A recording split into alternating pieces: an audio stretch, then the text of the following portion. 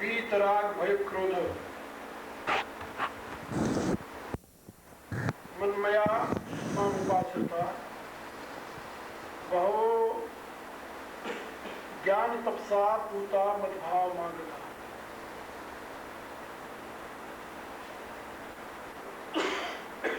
भगवान का कथन है,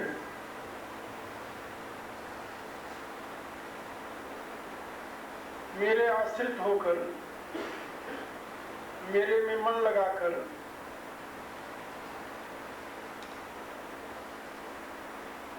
राग भय और क्रोध से विमुक्त होकर बहुत से लोग ज्ञान रूपी तप के द्वारा पवित्र होकर मेरे भाव को प्राप्त कर चुके हैं। ईश्वर भाव को प्राप्त करना जीव की अंतिम लालसा है, अंतिम चाह है। हम परमात्मा की उपासना परमात्मा होने के लिए करते हैं, परमात्मा को देखने के लिए, जानने के लिए नहीं करते। जैसे विद्वान की उपासना विद्वान होने के लिए की जाती है, धनवान की उपासना धनवान होने के लिए की जाती है, गुणवान की उपासना गुणवान होने के लिए की जाती है, इसी रूप से भगवान की उपासना भगवान होने के लिए की जाती है। भगवान किसे कहते हैं? कहा जो समस्त ऐश्वर्यों का केंद्र है, जिसमें किसी प्रकार की कमी नहीं है, जहां मृत्यु नहीं है, जहां अज्ञान नहीं है। सहज प्रकाश रूप भगवाना नहीं तो पुण्य विज्ञान बिहान। भगवान में अज्ञान नहीं, वो सहज प्रकाश स्वरूप है। भगवान में मृत्यु नहीं, भुवनेश्वर कालौ कर काला, वह मृत्यु में नहीं है, वह अभाव नहीं है। मसकई करे बिरंची प्रभु अजय मसकते ही असमर्थ रघुनाथ जे जन भजे। तो वहां अभाव नहीं है। इसी स्थिति को प्राप्त करने के लिए जीव ईश्वर की आराधना करता है। जीव का लक्ष्य शिव होना है, शिव को जानना, शिव को पाना, शिव होने के लिए। भगवान कहते हैं कि मेरे भाव को आज तक एक नहीं अनेकों जीव प्राप्त कर चुके हैं। बहु ज्ञान तपसा पूता मद्भाव मांगता।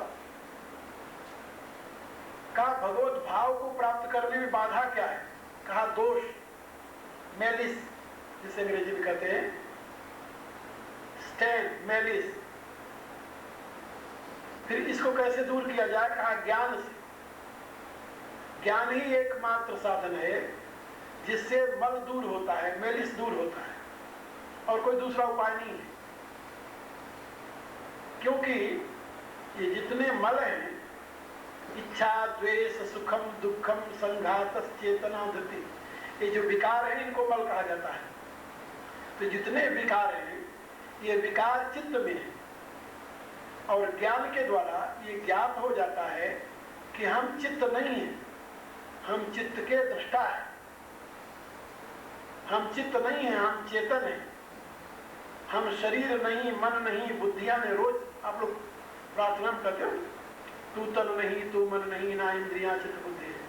तो ये ज्ञान से अनुभव हो जाता है कि शरीर के जितने दोष हैं वो शरीर के साथ हैं, चाहे वो सूक्ष्म शरीर हो, चाहे वो स्थूल शरीर हो, कारण शरीर हो।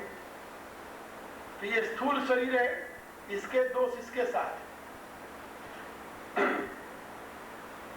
शरीर से रोगी व्यक्ति भी मन से निरोगी हो सकता है, क्योंकि मन सूक्ष्म शरीर है। और इसी रूप से मन से रोगी व्यक्ति भी बुद्धि से निरोगी हो सकता है, बुद्धि कारण शरीर है। तो मन सूक्ष्म शरीर है, बुद्धि कारण शरीर है, और ये स्थूल शरीर है। इन तीनों शरीरों में जो कुछ मल है, जो कुछ दोष है, इससे आत्मा परे है। इसके लिए एक बड़ा सुंदर उदाहरण दिया गया है। सूर्यो यथैको भुवनस्य चक्षुर न लिप्यते चक्षुषैर बाह्य दोषै। जैसे हम आप सबकी आंख क्या है? का तेज सूर्य। सूर्य न हो तो हमारी आंखें कुछ नहीं है, हम देख नहीं सकते। चक्षु का मूल स्रोत सूर्य है, ऐसा वेद कहता है। अब वेद के सिद्धांतानुसार यदि सूर्य न हो तो हम कुछ देख नहीं सकते। अंधेरे में आप क्या देखेंगे? कुछ नहीं, अंधेरा। दुनिया के सौंदर्य को आप अंधेरे में नहीं, प्रकाश में ही देखते हैं। इसका अभिप्राय ये कि आपकी आंख जो है वो सूर्य है।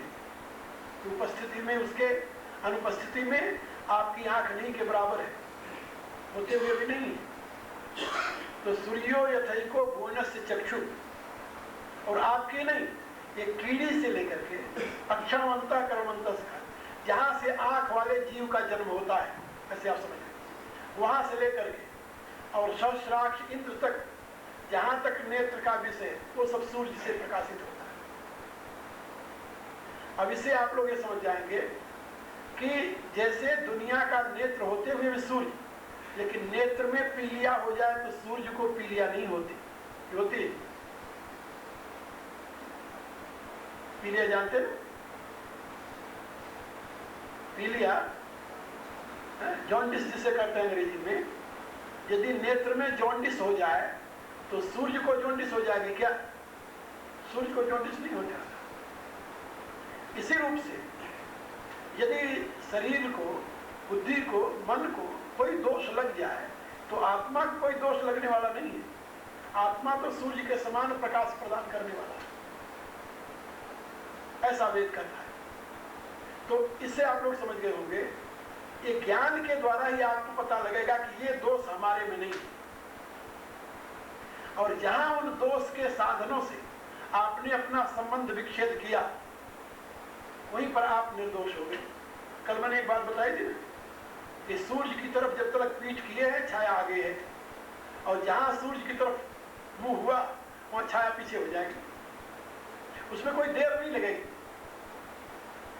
ये नहीं कह सकते कि सूर्य की तरफ मुंह करने पर कितनी देर में छाया पीछे जाएगी, ऐसा तो नहीं होता। और सूर्य की तरफ मुंह करने में पूरब से पश्चिम या पश्चिम से पूरब घूमने में कितनी देर लगेगा, ये भी नहीं होता। तो इसी रूप से वेद कहता है और गीता कहती है, बहु ज्ञान तपसा पूताम भाव। केवल ज्ञान ही एक ऐसा साधन है जिससे आप पवित्र हो सकते। नहीं ज्ञाने न सदृशम पवित्र में भी देते। भगवान कहते दुनिया में ज्ञान के समान पवित्र करने वाला और कुछ नहीं। ज्ञान ही मनुष्य को पवित्र करता है। क्यों? अपवित्रता अज्ञान में, यथार्थता अपवित्रता नहीं है। जितने कषाय हैं सब अज्ञान में, जितने मेलिस हैं सब अज्ञान में।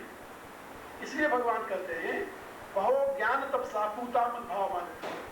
ज्ञान रूपी तप के द्वारा बहुत से लोग पवित्र होकर के मेरे भाव को प्राप्त हो गए, माने परमात्मा भाव को प्राप्त। यो वसव सब पुरुष सोमस्मी, इसकी अनुभूति होगी। आगे भगवान एक बात और बता रहे हैं। कहा कि ये तो ज्ञानियों की बात हुई। ज्ञानी लोग अपने ज्ञान के द्वारा पवित्र होकर के आपके भाव को प्राप्त हो गए, लेकिन जिसके पास ज्ञान नहीं है वो क्या करे? ये प्रश्न। जिसके पास अभी इतना ज्ञान नहीं हुआ कि वो आत्मा और अनात्मा को अलग अलग कर सके, समझ सके कि ये अनात्मा है, ये आत्मा है, उसका क्या बनेगा? भगवान कहते इसमें घबराने वाली बात नहीं। ये यथा माम प्रपद्यन्ते तांस तथैव भजाम्यहम् मम वर्तमान वर्तन्ते मनुष्या पार्षद। यहाँ पर भगवान ने बहुत बड़ी बात कही, बहुत बड़ी बात कही। ये यथा माम प्रपद्यन्ते तांस तथैव भजाम्यहम्। जो जिस भाव से मेरी शरण में आता है उसको मैं उसी भाव से भजता हूं। भक्त ही नहीं भजता, भगवान भी भजता है। कैसे भजता है? कहा जो जिस भाव से प्रभु को भजता है प्रभु उसी भाव से उसे भजता है। यथा माम प्रपद्यन्ते माने जिस भाव से मीरा कहती है श्याम सुंदर मेरे पति हैं, श्याम सुंदर कहते हैं ठीक है तो मेरी प्रिया है। तुलसी कहते हैं भगवान राम मेरे स्वामी हैं, प्रभु कहते हैं ठीक है तुम मेरा सेवक। सूर कहते हैं नहीं भगवान कृष्ण मेरे सखा है, भगवान कहते हैं बिल्कुल ठीक मैं तुम्हारा मित्र हूं। परमात्मा के साथ जिस प्रकार का भाव आप बनाएंगे प्रभु उसी भाव से आपको स्वीकार करें। ये क्राइस्ट कहता है मैं परमात्मा का पुत्र हूं, भगवान कहते बिल्कुल ठीक। यानी आप जिस भाव से परमात्मा को स्वीकार करते हैं उसके अनुसार ही प्रभु आपको स्वीकार करते हैं। आगे तो भगवान ने यहां पे बताया 7वें अध्याय में कि जो लोग सोचते हैं कि मैं भूत हूं, उनके लिए मैं भूत बन जाता हूं। भूत भावन भूतेषु ममात्मा भूत भावना। जो ये सोचते हैं कि प्रेत जो है प्रेत हमारा आराध्य, भगवान कहते उसके लिए मैं प्रेत बन जाता हूं। ठीक है भाई, तुम्हारी प्रेत में भावना ठीक है, प्रेत सत्य है, जिसको तुम स्वीकार करते हो वही सत्य है। इसमें हमारी स्वीकृति नहीं है। भगवान कहते वो साधक की स्वीकृति है। साधक किस भाव से हमें देखना चाहता है, किस भाव से हमें भजता है, जिस भाव से हमें भजता है उसको मैं उसी भाव स्वीकार कर लेता हूं। ये यथा माम प्रपद्यते, यथा माने जैसे, जिस प्रकार से मेरी शरण में आता है, पिता समझ करके, स्वामी समझ करके, मित्र समझ करके, पुत्र समझ करके, यहां तक कि श्रीमद् भागवत में बताया गया यदि कोई शत्रु समझकर भगवान के पास जाता है तो भगवान उसको शत्रु भाव में स्वीकार कर लेता है। ठीक है।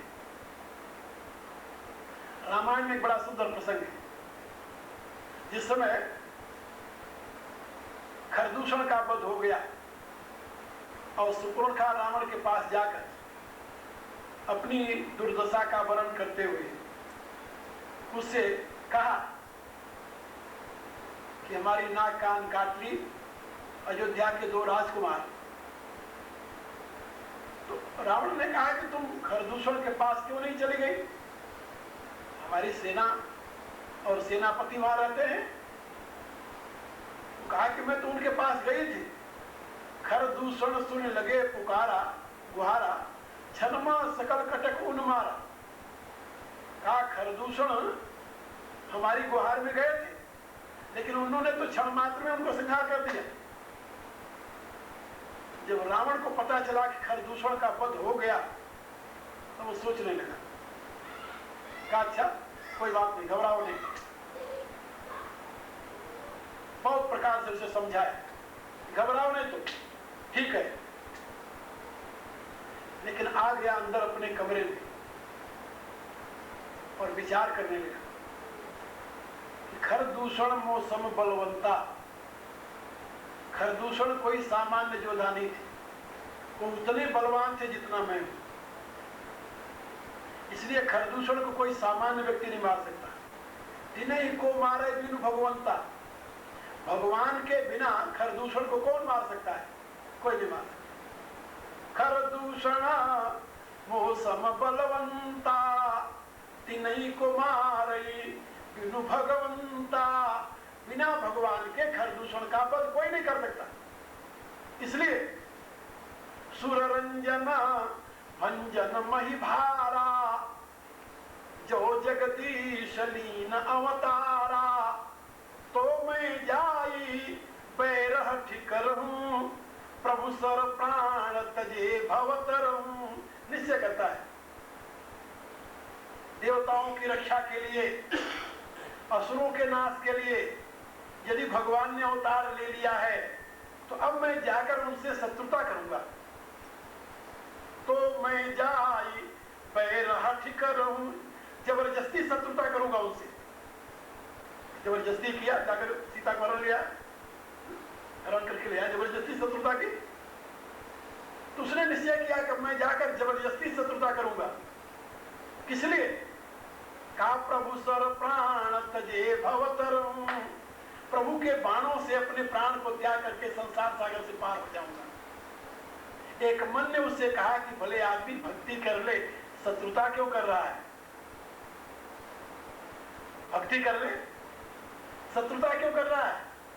वो कहता नहीं, कोई है भजन न तामस देहा, मेरा तामसिक स्वभाव है।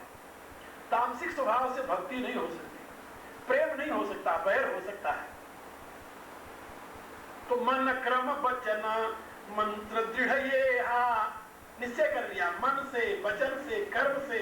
अब यही दृढ़ निश्चय है कि मैं प्रभु से शत्रुता करके उनके बाणों द्वारा शरीर छोड़ूंगा। बस यह जो उसका निश्चय था। प्रभु तो अंतर्यामी है, सबकी जानने वाले हैं। भगवान की प्रतिज्ञा है, ये यथा माम प्रपद्यन्ते तस्य भजाम्यहम्। रावण कहता है मैं शत्रु भाव से प्रभु को भजूंगा। भगवान कहते हो मत, तुम चले आओ।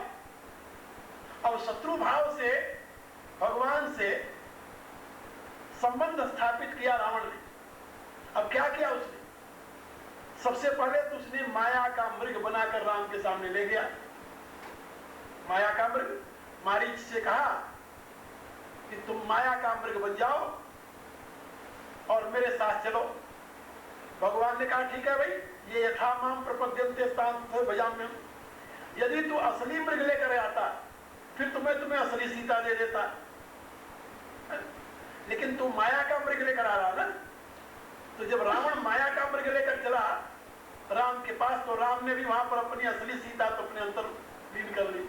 और फिर सीता जी से कहने लगे, देवी सुनौ प्रिया व्रत रुचि सुशीला, अब कछु करब ललित नर लीला, तुम पावक मह करऊ निवासा, जब लगी करऊ निशाचर नासा। तो जब तक मैं शत्रुओं का संहार करूं तब तक तुम अग्नि के हवाले रहो। सकल कथा जब राम बखानी, प्रभु पद गई ये अनल समानी, निज प्रतिबिंब राखित सीता। सीता ने अपना प्रतिबिंब वहीं पर बैठा दिया। तैसई रूप शील सुविनीता, जैसी सीता थी वैसे यानी माया की सीता बन गई। पुण्य माया सीता कर हरिणा, तो माया की सीता, माया का मृग को माया की सीता। रावण आया जिस भाव से, भगवान उसका भाव उसी प्रकार से पूर्ण कर रहे हैं। अब माया का मृग है और माया की सीता है। भगवान राम बैठे हुए हैं, लक्ष्मण भी बैठे हुए हैं। जब मृग आता है आश्रम के पास तो राम ने मृग को नहीं देखा, राम ने मृग को नहीं देखा, लक्ष्मण ने भी मृग को नहीं देखा। फिर देखा किसने? का रुचिर मृग, हाँ, कनक रुचिर, सुंदर सोने का बना हुआ चमकीले रंग का मृग को सीता जब देखा, अंग अंग सुमनोहर देखा। तो सीता ने देखा उसे, कभी राम नहीं देखे, लक्ष्मण नहीं देखे, सीता ने क्यों देखा? अरे कहा तो माया के मृग को राम देखते कैसे, लक्ष्मण कैसे देखते? माया के मृग को तो माया की सीता ही देख सकती थी। उधर माया का मृग है, इधर माया की सीता है। सीता कनक रुचिर मृग देखा, अंग अंग सुमनोहर देखा, सुनऊ देव रघुवीर कृपाला। जो सीता अभी तक राम से कुछ न मांगने की प्रतिज्ञा की है, मांगने के लिए कुछ रहा ही नहीं, समर्पण के पश्चात स्त्री का कोई अपना अभिष्ट रह ही नहीं जाता, मांगेगी क्या? मांगेगी तो अपने प्रभु को मांगेगी, प्रियतम को मांगेगी। प्रियतम से और दूसरी चीज क्या मांगना? अब सीता राम से कभी कुछ नहीं मांगी, और आज क्योंकि अब माया की सीता है, असली सीता तो है नहीं, तो माया की सीता ने एक डिमांड रख दिया, सुनऊ देव रघुवीर कृपाला, यही मृग कर अति सुंदर छाला, सत्य संध प्रभु पद करिए ही, आनव चरम कहती बेदेही। भगवान कहते हैं माया का मृग, सोने का मृग चाहिए, तो माया की सीता को ही सोने का मृग चाहिए। यथार्थ सीता को सोने की मृग की कोई जरूरत नहीं है। भगवान कहते हैं माया की सीता को माया का मृग पाने के लिए केवल माया के मृग ही नहीं, मायामयी नगरी में पहुंच जाए, पहुंचाकर उसे लंका पहुंचा दे। सोने का मृग क्या करना, सोने का महल ले ले तो पहुंच गई वहां। यानी सारी योजना भगवान ने, तो भगवान की प्रतिज्ञा है, ये यथा माम प्रपद्यन्ते प्रपद्यन्ते तांस्ते भजामि, जो जिस भाव से मुझे भजेगा उसके साथ में वैसे बर्ताव। शत्रु भाव से भजने वाले के लिए शत्रु, मित्र भाव से भजने वाले के लिए मित्र, पुत्र भाव से कोई भजता उसके लिए प्रभु पुत्र बन जाते हैं। हाँ, रामायण में देखिए, मनु शत्रुपा ने कहा आप मेरे पुत्र हो जाएं, चाहो तुम्हें समान सुत प्रभु सन कौन दुराव। प्रभु कहते ठीक है, मैं तुम्हारा पुत्र हो जाता हूं। आप सरिस खोजो कह जाई, निपटो तने हो मैं आई, मैं स्वयं आपका पुत्र बन जाऊंगा। तो प्रभु की प्रतिज्ञा है, जिस भाव से आप उनका भजन करें वो उसी भाव से आपको स्वीकार कर ले। ये यथा माम प्रपद्यन्ते तांस्ते भजामि।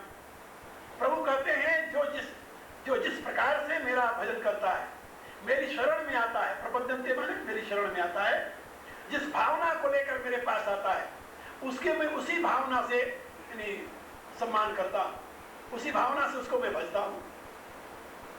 किसी ने प्रभु से धन चाहा तो प्रभु कहता ठीक है तुम धन ले लो। धन के लिए प्रभु का भजन कर रहा था, धन मिल गया उसे। एक महात्मा एक कहानी सुनाया करते थे कि एक राजा जिसकी 4 रानियां थी, वह किसी कारणवश विदेश गया, और विदेश गया जब वहां से लौटने लगा तो उसने अपनी रानियों से पूछा कि भाई तुम लोगों के लिए क्या क्या ले आऊं। तो एक रानी ने लिखा कि हमारे लिए ये ले आना, हार ले आना। एक ने लिखा हमारे लिए इस प्रकार का वस्त्र ले आना। तीसरे ने लिखा कि हमारे लिए इस प्रकार की वस्तु ले आना। चौथी ने लिखा कि हमें और कुछ नहीं चाहिए, हमें तो आप चाहिए। ठीक है, जब राजा महल में प्रवेश किया तो उसकी 4 रानियां आई आगे से अगवानी लेकर, और उसने उनकी इच्छा अनुसार एक एक को उनकी वस्तुएं देता गया। तो जिसने जो मांगा था उसको वो दे दिया। आखिर में जिसने उसे मांगा था उसका हाथ पकड़ा और कहता है देवी तुमने मुझे मांगा था, मैं तुम्हारे लिए मैं हूं। इन लोगों ने ये कुछ मांगा था, इनके लिए वस्तु है। का इसी प्रकार से भगवान के 4 भक्त होते हैं, 4 प्रकार के। चतुर्विधा भजन्ते माम जना सुकृतिनो अर्जुन, आर्त जिज्ञासु अर्थार्थी ज्ञानी च भरतर्षभ। का प्रभु के 4 प्रकार के भक्त होते हैं। प्रभु उनसे पूछते भाई तुम लोगों को क्या चाहिए। अर्थार्थी कहता मुझे अर्थ चाहिए, धन चाहिए। प्रभु कहते बहुत अच्छी बात है। आर्त कहता है मेरी विपत्ति दूर कर दो, भगवान कहते भाई मत। जिज्ञासु कहता है मुझे ज्ञान चाहिए, भगवान कहते बहुत अच्छी बात। लेकिन ज्ञानी कहता हमें कुछ नहीं चाहिए, हमें तो आप चाहिए, भगवान कहते मैं तुम्हारा हूं। जो जिस प्रकार की चाह रखता है भगवान उसको वही प्रदान कर देते। ये यथा माम प्रपद्यन्ते तांस्ते भजामि। गीता में एक बात और भगवान ने बड़ी अच्छी कही है। सारी बातें अच्छी हैं, बड़ी अच्छी क्या है, सारी बातें बड़ी अच्छी है, लेकिन एक बात भगवान ने कहा कि देखो लोग कितने नासमझ हैं। मुझसे जो मांगते हैं, जिस रूप में मांगते हैं मैं उनको दे तो देता हूं, लेकिन कितने भोले हैं लोग, कितने नासमझ। यदि हमें ही मांग ले तो हमें क्यों नहीं मांग लेते।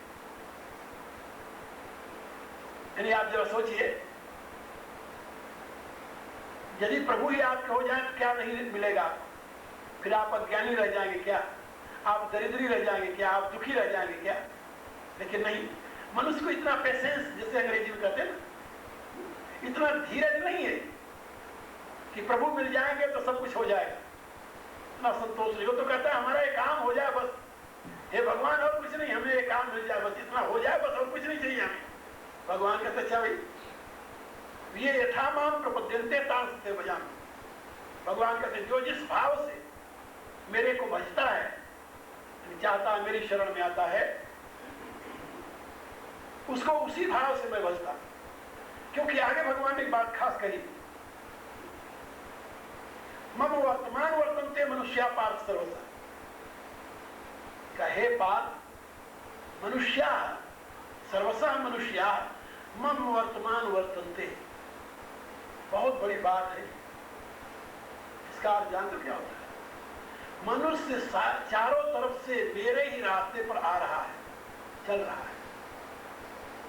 किधर भी जाओ, चाहे किधर जाओ, परमात्मा की तरफ ही तुम जा रहे हो।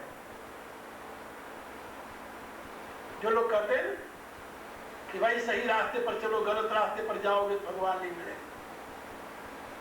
कहते हैं भगवान की मनुष्य सर्वशः मम वक्त में अनुवर्तते। सर्वस्व माने सर्वरूप में मनुष्य केवल मेरे रास्ते पर ही चल रहा है, यानी मेरी तरफ ही आ रहा है कि मुझे सिवाय मनुष्य कुछ नहीं चाहिए।